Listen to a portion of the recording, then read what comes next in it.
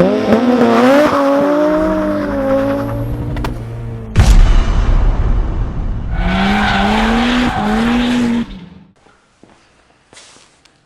is up, YouTube? Quinn here from the Slip Angle. Tonight we are going to talk about passing emissions on my 2006 Mazda RX-8. What are emissions? I hate emissions. You hate emissions as tuners. Anything that is rotary powered, emissions are the bane of their existence. Unfortunately, it's just a game that we have to play as car enthusiasts. It's one of the biggest challenges and probably one of the most miserable times of the year for me. I still have some cars that I do have to bring through every 2 years in my state. Some of the cars are old enough now, the early 90s ones, so 25 years we have exemption in the state, which is like the best thing ever. But 2006 Mazda RX-8, some of you have been following the builds for it, so this is my daily driver. I've been doing naturally aspirated bolt-on modifications to it. Some of them would have implications for the factory ECU and cause certain parameters when it does its readiness monitor checks and some of its circuit checks for certain sensors to create an issue that would cause compliance issues during an emissions test. So to kind of give a quick rundown of what this car setup is, it is running a AEM style, I don't know what brand it is, cold air intake mounted in the front bumper. I still retain the factory mass airflow sensor. It has a exotic speed race header in it, made it to a Racing Beat resonated race mid pipe, which has 2 resonators. There is a provision for O2 sensors, but there's no longer catalytic converters in it. And then it has a Racing Beat full dual catback coming out the back. I have some lightweight ancillary pulleys and Sone oil metering adapter, and it's all tuned with Mazda. So Mazda is essentially it's a piggyback. You're flashing your ECU with firmware that allows you to adjust certain parameters. You could do tuning on it. You can adjust your ignition and your fuel tables a little bit, although it's still essentially a piggyback. For those of you who watched my Mazda RX-8 tuning part 1 video, you saw that we had some issues where the stock parameters in the ECU were trying to still fight what we were trying to program and override for the stock. But the reason why I went with Mazda, the beauty of it is that you do retain the stock ECU. So cars that I have that have a standalone ECU, I throw emissions compliance right out the window because the standalone ECUs that are aftermarket no longer output through the OBD2 port. So quick, for those of you tuning in, OBD is onboard diagnostics. Most cars switched from OBD1 to OBD2 around 1995. Actually, I should say 1996. Some of the more sophisticated cars, I think, went OBD2 in 95, but 96 was the changeover year. What that means is that for emissions testing, if your car was an OBD1 car that isn't exempt yet, it would mean that they would put it on the rollers, put the sniffer in the tailpipe, and they would run the test that way and see how much particles were being output for whatever it tests for. And then it would pass or fail based on that. OBD2 is they plug into the onboard diagnostics port in the car and they look for any issues in the ECU. So that's any cells, any readiness monitors that are failed or not set. In my state in particular, we're allowed to have 1 readiness monitor not ready. So if you have a check engine light and you either use a scanner to reset the ECU to clear the code, or if you pull the battery, which essentially does the same thing, the car has to go back into its learning cycles for its next few drive cycles. Older cars take a little bit more to go through everything and see all the readiness and set them, whether they're pass or fail. Newer cars seem to get it done a little bit quicker. But if you pull a car out of storage, battery's dead, or you flash the cell thinking that you can go to emissions and pass, you're gonna see a bunch of not ready and you will not pass. So that does not work. In my state in particular, you're allowed to have 1 readiness monitor that's not ready. And I may have said that already, but this is a lot to fire off offhand. So some of the things that would cause issues with my car is that no longer having catalytic converters. The secondary O2 sensor is there to basically check for the flow of the catalyst. Now, let this be known that rotary engines and catalytic converters just do not get along, and there's not a lot of rotaries on the road left anymore, so anything that is still rotary powered and running should automatically have an exemption in my opinion, but this is why they don't work. For those of you who are rotary enthusiasts or those of you who are not, the engines are designed from the factory to inject crankcase oil into the combustion bolt to lubricate the apex seals of the rotor itself as they ride inside the rotor housing. I've gotten rid of that system because I don't like pulling hot engine oil, and I want to be able to run synthetic engine oil. Synthetic, you can't run synthetic in these cars stock because synthetic clumps up and does not combust very well, so it creates more carbon, clogs your cat up even faster. This car I purchased at 22,000 miles. My factory cat was starting to clog and fail around 34,000 using the stock oil meter injection system. So that's when I removed the catalytic converter at 34,000 miles. They're very expensive because they're giant catalysts. I switched to Solon oil metering adapter, which pulls a specific rotary premix, which is much cleaner burning. But again, still you don't want this stuff burning and getting into your catalytic converter.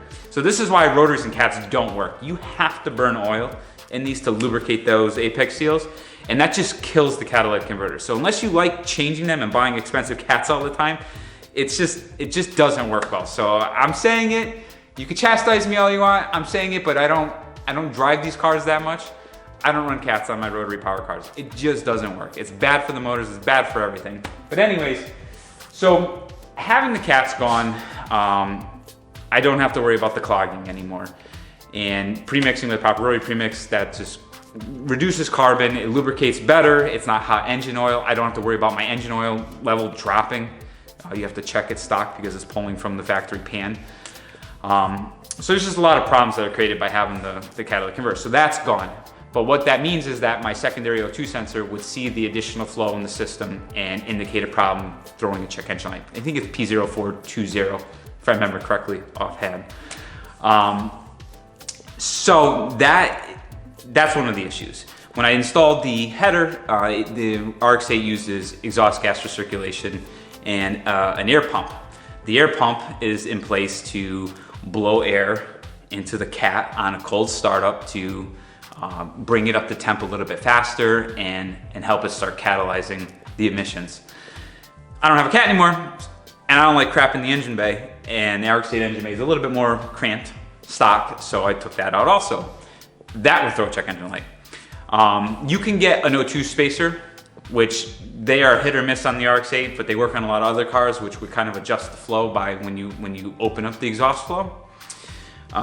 This one had one for a little bit, and it seemed to work, but when I went to the Racing Beat mid-pipe, the one that I had was built into a mid-pipe they had prior to the Racing Beat, so that's why it kind of worked. I don't have that anymore with the Racing Beat pipe in there, and like I said, the air pump is now gone too. So those are two problem areas that I'm facing that would potentially cause issues. Everything else is pretty much okay. Having the factory max airflow sensor still, the intake doesn't cause a check engine light. So yeah. So the beauty of Mazda Edit is that because you still have the factory ECU in play, it still does all the readiness checks, it still keeps the onboard diagnostics port active. It allows, especially a car like the RX-8, so this is 2006, which is a fairly complicated electronic car versus cars of the 90s. 90s cars are a little bit more simple. There's a lot more sensors and things measuring stuff at play in the RX-8, which I ran into when we were trying to do the tune in the Mazda Edit. But everything is just still contained because the factory ECU is still at play. So Mazda Edit allows you to go into the parameters, and you can look at the circuits that will check for certain things like your secondary O2 sensor and your air pump. And you have the ability to stop the ECU from looking for those parameters.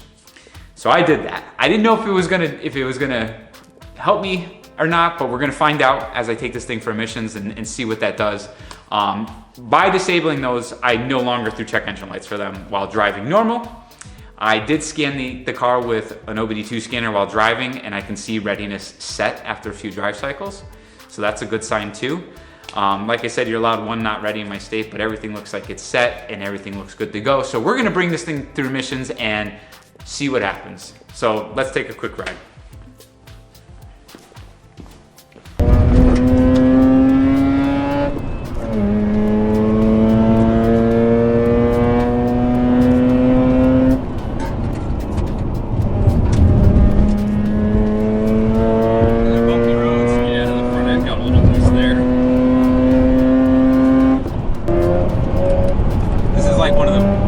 sketchiest roads in Connecticut.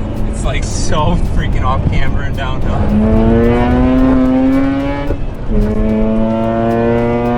All right, with a little bit of video editing magic, we are back. And I'm very happy to say, oh, I forgot my paper over here. I'm very happy to say that the car passed.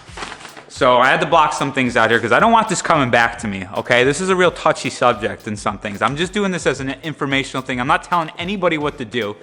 We're all adults here and we all make our own decisions in life. But let's take a look here. Ooh, a little bit bright.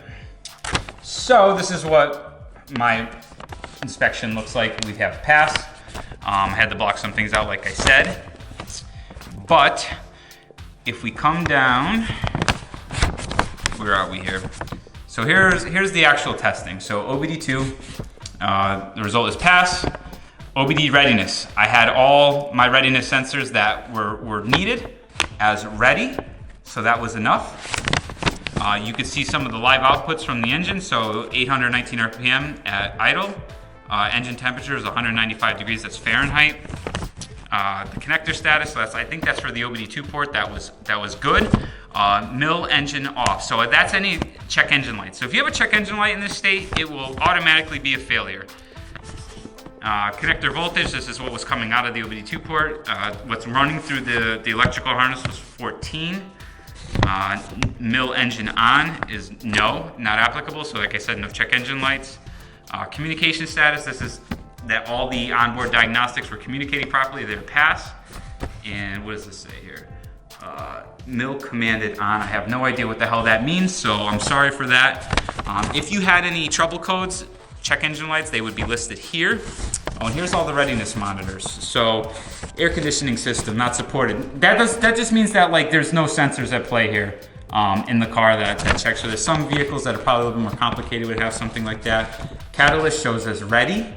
Comprehensive component, have no idea what the hell that means. EGR system is not supported. That may have been shut off by the air pump, I'm not sure.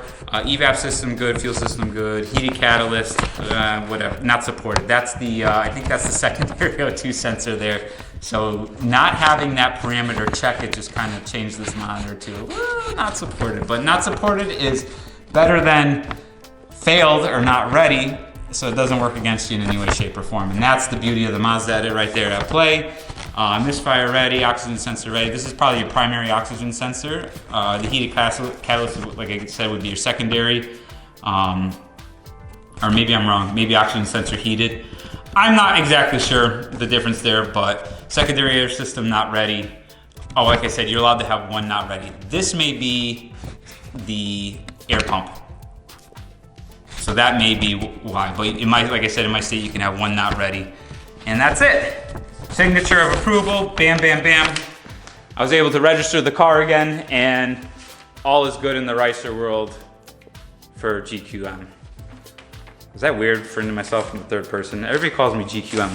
But, so I'm happy that the car's back. I was able to register it again. I was forced to go because my registration was about to expire. In my state, they will not let you renew your reg without up-to-date emissions. So, like I said, cars that I have, like my FD RX-7 93, my 1991, what was Turbo Miata, those are exempt. They're fair rank because they're over 25 years old. Cars like my NB, my S2000, those are a little bit more of a challenge. I may have recently executed some things that allow me to no longer have to deal with the stuff, but that's for another video, maybe. I don't know where the fine line is between sharing this kind of information. If you like these sort of informational videos, just give your feedback too in the comments below. And if you're wondering about this lovely, lovely slip angle sweatshirt that I'm wearing, the boys and I, we recently did a whole run of these, just something to kind of help support the channel a little bit. We do not do Patreon, we don't do donations, but buying the apparel, all the money that we make on that does go into the channel and allows us to either get track time at Lime Rock to do the show, or anything of that nature, camera equipment. It just all goes back into the channel. These are available at garagequinn.com. We are currently building slipanglemedia.com, and that's ultimately where everything is going to be moving over to, including some very, very exciting stuff. But if you want to get one of these in the meantime, hit up garagequinn.com. Thank you all so much for tuning in. Till next time, done. it.